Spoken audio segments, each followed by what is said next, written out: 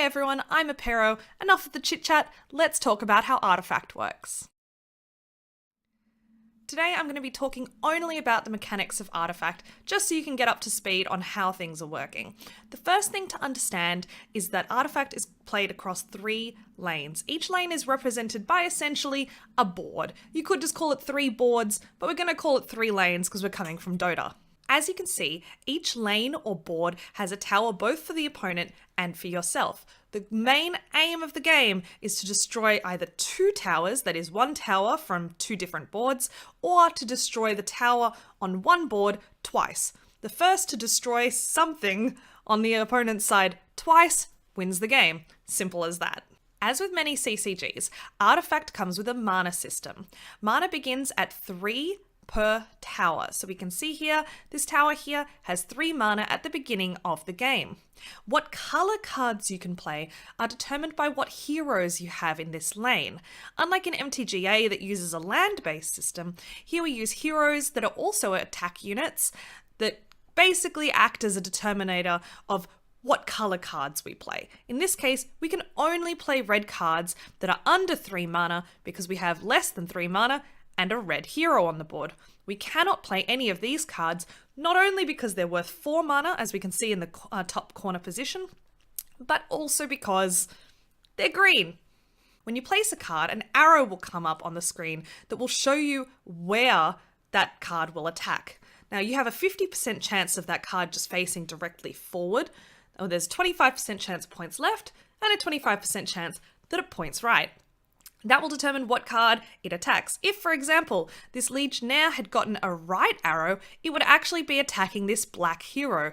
But as it stands, it got a straight ahead arrow, and so you can see that it will be damaging the tower. Now, Artifact is very, very, very helpful in that it will actually show you exactly how many points you're going to hit each unit by. Here we can see we're going to hit this by 6, and the big cross denotes that we are going to kill that unit. Here you can see we're going to hit it by 2 points, but we're not going to be able to kill it, and here you can see the tower will be reduced by 4 points.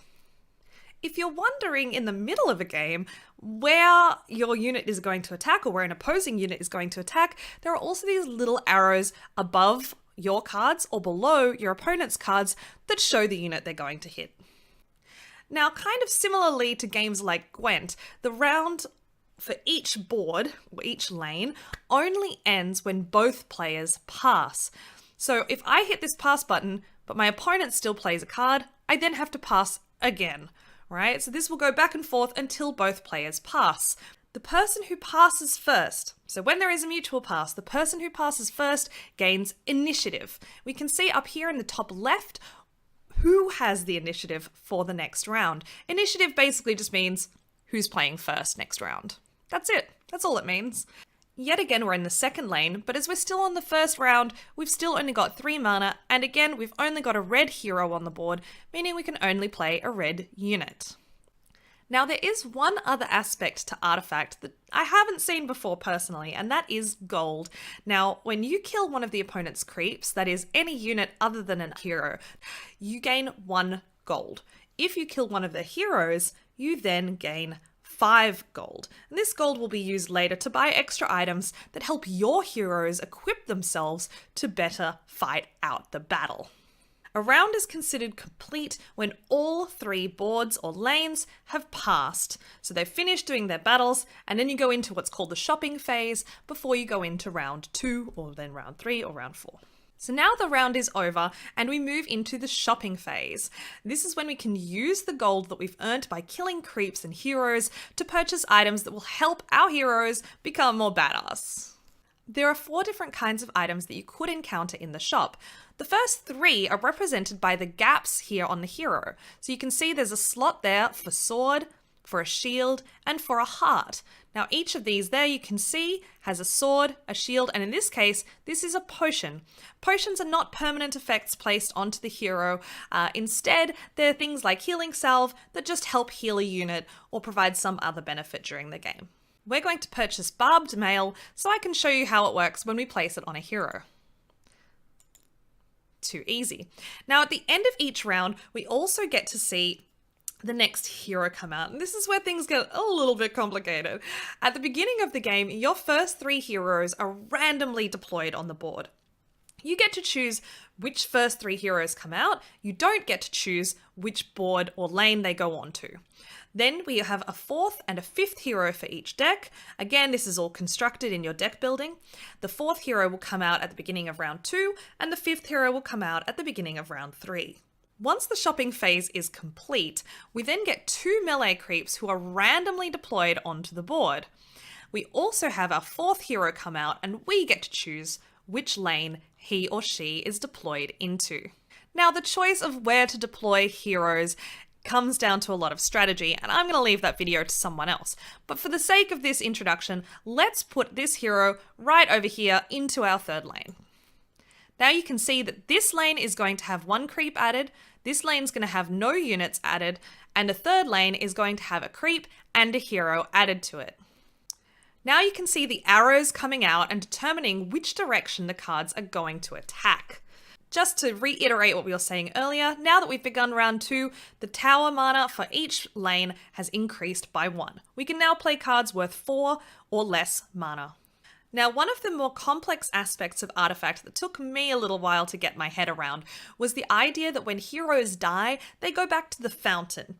Now, the fountain is like their home base, and they will stay there for 1 full round before they are able to be redeployed onto the board. This means that throughout the whole game, you're playing with the same 5 heroes that you bring out.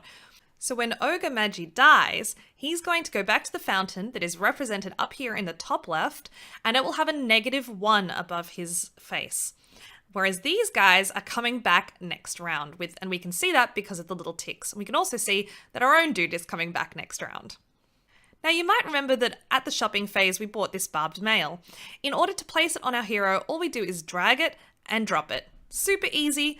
And that mail is now a permanent part of that hero. That hero can go back to the fountain, come back, die, go back, have a big back and forth as long as it likes. That item is staying on our hero. The only other important thing to know about this game is the idea of health, attack, and shields. So each unit here has an attack value, that is how much it will hit, a shield value, that is how much damage it is protected from, and then a health value, which is of course what you need to wear down to 0 in order to kill a unit. When 2 units are paired against each other, we can see which one will win based on these values. This creep has 4 attack, whereas its opposing creep has 2 health. It's going to be hit by 4, as we can see by the number here, so this unit's going to die. On the flip side, this unit is going to hit our creep by 2, and this creep has 1 shield, so it's only going to be damaged by 1. It's not going to kill it, and that's why we're going to win this round. So yet again, we go into the shopping phase, and this cycle continues and continues until 2 towers are destroyed, either the opponent's or our own, and that's really it. Those are the basic mechanics of Artifact.